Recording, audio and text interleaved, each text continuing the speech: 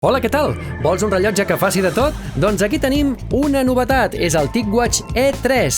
I per què és tan novetat? Doncs bé, perquè fa el que fan uns rellotges més pro, el que passa és que aquest costa bastant menys, aquest costa 200 euros. Dius, home, doncs Déu-n'hi-do, 200 eurazos. Bueno, és que aquest fa coses que fan altres rellotges de 300. Aquesta és la gràcia. De fet, el TicWatch E3 és la versió low cost del TicWatch Pro 3, que aquest val 300 i escaig i aquest en val 200. I aquí t'explicaré totes les coses que se m'han acudit sobre el TicWatch E3, tocat i enfonsat.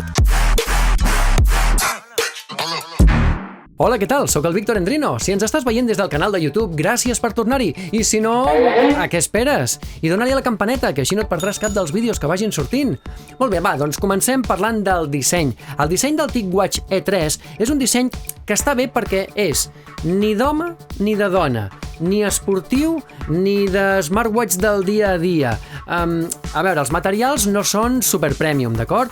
És tot de plàstic i ells diuen que no li han posat metall perquè així no genera al·lèrgies. No, és que ho han fet baratet. La corretja és estàndard de silicona, que té allò del saca fàcil i mete fàcil. Saca fàcil, mete fàcil, saca fàcil, mete fàcil. I el que té de bo és que podràs trobar moltes corretges que siguin compatibles i te les podràs comprar més al teu gust en lloc de tenir aquesta negra tan estàndard. Pel meu gust és una mica massa gruixut, però bé, en qualsevol cas, a la part de darrere tenim els sensors, tenim els terminals de càrrega, al costat tenim dos botons i res, és un disseny que potser a la majoria li agradaran, perquè encaixa amb tot. El rellotge fa 44 mil·límetres de gran i la pantalla és de 1,3 polzades. I el vidre és pla i a més no és vidre Gorilla Glass, o sigui, d'aquells ultra resistents, sinó que és un vidre endurit, però tampoc ultra resistent, d'acord? O sigui que si te'l compres també li hauries de posar un protector de pantalla d'aquests que venen així de vidre temperat. Va, t'explico més coses. En termes de comunicacions, de missatges i de tot això, té una cosa que és molt bona i és que pots rebre tota mena de missatges de totes les aplicacions, de totes les xarxes, mails, el que vulguis, i a més els pots respondre. I els pots respondre de moltes maneres possibles, és a dir, dictant-li tu per veu el text que vulguis escriure, escrivint tu amb el dit com si fessis majúscules i minúscules, escrivint amb un teclat, perquè té un tecladet complet amb totes les lletres, majúscules, minúscules, números, és com un teclat d'ordinador, però posat a la pantalla del rellotge. I quan t'acostumes a fer-lo anar, perquè els primers dies aniràs de cul esborrant perquè m'he equivocat, no volia apretar aquesta tecla, de l'altra, no. Quan t'acostumes i escrius bé, és una gotzada. I també, si vols, pots respondre amb emojis, una col·lecció d'emojis que tens i li envies emojis a la persona que vulguis. El que no pots fer és rebre notes de veu ni respondre amb notes de veu. Això només ho fan els Apple Watch i para de comptar. Però el que sí que pots fer és que quan t'envien un WhatsApp tu pots veure els emojis que t'envien, que la majoria de rellotges no t'ho permeten, també pots veure les fotos que t'envien per WhatsApp, que això està molt bé, també pots fer i rebre trucades, tu pots accedir a la teva llista de contactes del telèfon des del rellotge, i si el número que tu vols trucar no el tens a la llista de contactes, també tens un teclat numèric per marcar el número que et doni la gana i trucar a qui vulguis. I ara bé, quan et fan aquella pregunta de i si em deixo el telèfon a casa i m'emporto el rellotge i surto fora a casa amb el rellotge, jo puc seguir fent trucades i rebre trucades i missatges i tot això? Doncs no, clar que no pots, perquè el rellotge depèn del telèfon. A veure si us entereu d'una vegada. Això és com un altaveu Bluetooth. Oi que si hi ha una persona que s'emporta l'altaveu al telèfon hi haurà un moment en què no li arribaran les comunicacions i la música s'aturarà? Doncs això és el mateix. És una comunicació per Bluetooth. Si tu t'allunyes més de 10 metres, perdràs totes les comunicacions. No podràs fer ni rebre trucades, no podràs rebre missatges. L'únic que podràs fer serà mirar l'hora i pagar amb el rellotge. Això sí que pots perquè té un xip que no depèn de cap comunicació. Ja un cop li has integrat la targeta ja pots operar normalment. Però tota la resta no ho pots fer! Depens exclusivament del telèfon per donar-li connectivitat al rellotge. Així us entra d'una vegada. Dit això, et detallo una mica més el tema de pagar amb el rellotge. Pots pagar perquè té Google Pay, perquè té el sistema operatiu de Google. Aquest també té Wear OS. Wear OS, I com que té Wear OS, també té Google Pay. I també té el xip aquest per posar el rellotge sobre el datàfon i aleshores pots pagar tranquil·lament, sempre i quan el teu banc, la teva entitat bancària, sigui compatible amb Google Pay. Perquè si no, tururut. Bé, passem al tema musical perquè tu li pots connectar uns auriculars sense fils al rellotge i la música que li passis al rellotge la podràs escoltar a través dels auriculars. Però la pregunta és, se li pot passar música al rellotge?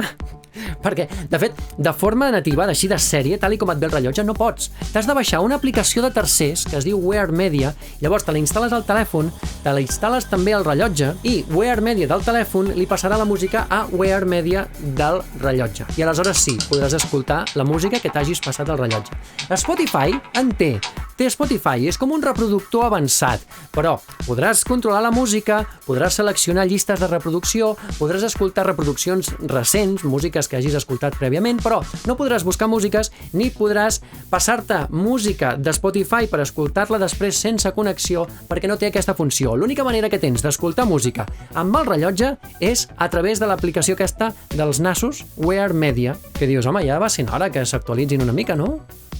Tot arribarà. I en termes d'aplicacions d'aquestes de Google, també té Google Maps i també et pots orientar amb Google Maps a través del rellotge. Tu pots anar amunt i avall i tu pots seleccionar el punt que vulguis del mapa, perquè aquí et surt Google Maps al mapa, i amplies, redueixes i tal, selecciones el punt on vols anar i llavors diu, vale, ir aquí, i vas cap aquí i pots escollir caminant, en bicicleta o amb cotxe i et calcula la ruta i et comença a donar les indicacions ell sol.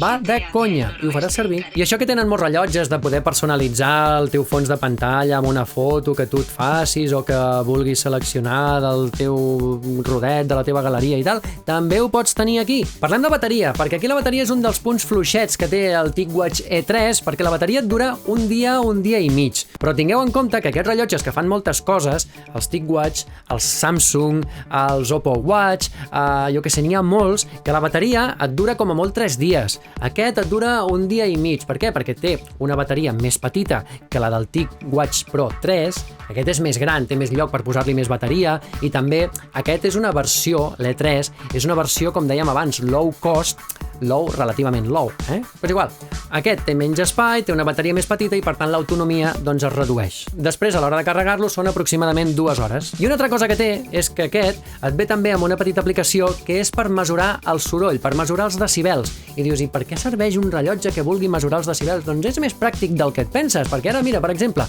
estem a l'estiu, necessites comprar-te un ventilador, jo què sé, no? Doncs agafes el teu ventilador vell, el teu antic, que te'l vols renovar, mires el soroll que fa, llavors te'n vas a la botiga d'electrodomèstics i mires si els ventiladors són més silenciosos que el teu o són més sorollosos, o amb els aspiradors. I ara parlem dels sensors, perquè té el sensor de freqüència cardíaca, que té el mateix que el TicWatch Pro 3, o sigui, que el seu germà gran, i també té aquell sensor de saturació d'oxigen en sang. Fins i tot et pots posar una banda de pit a través de l'aplicació Google Fit, perquè com que té Google i blablabla, doncs també té Google Fit, i Google Fit sí que et permet connectar-li altres sensors externs que puguis tenir. I el pulsòmetre va molt bé, perquè a més ho he comprovat amb el TicWatch Pro 3, perquè tenen el mateix i evidentment donen les mateixes dades, els mateixos valors, pulsació amunt, pulsació avall, i també ho he provat amb el Versa 3, amb el Fitbit Versa 3, que és el meu rellotge de referència, i també les pulsacions, els mesuraments i els valors han estat pràcticament els mateixos, tant en activitat esportiva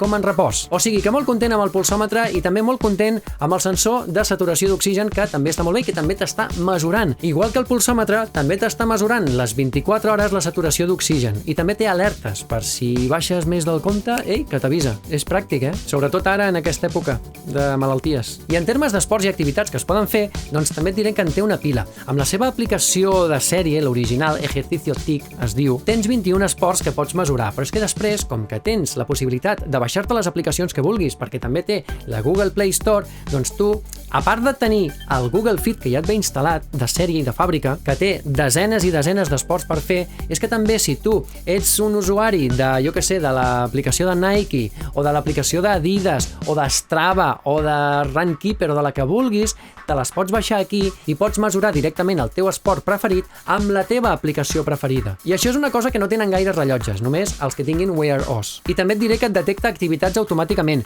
Quan portes 5 minuts caminant, corrent o muntant en bici, t'ho detecta i et comença a monitoritzar aquesta activitat. I si no vols, doncs l'atures i ja està. O bueno, també pots desactivar la detecció automàtica. També.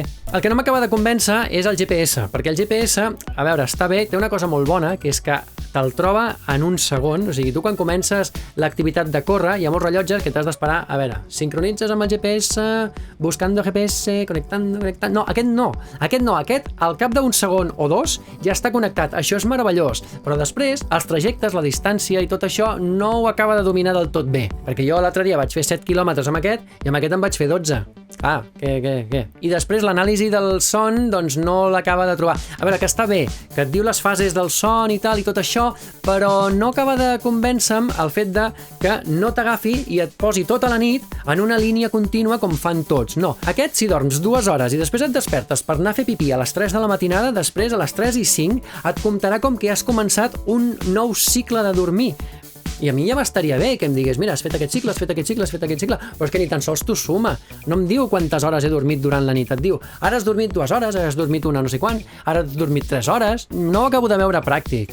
Això sí, et detecta les migdiades, que està molt bé. Doncs bé, aquest és el TicWatch E3. Tu mateix decidiràs si t'agrada, si no t'agrada, per 200 euros, fa moltes coses? Doncs sí, fa moltes coses i fa tot allò que es pot esperar d'un rellotge intel·ligent. Ens veiem en el proper vídeo, que vagi molt bé, adeu-siau!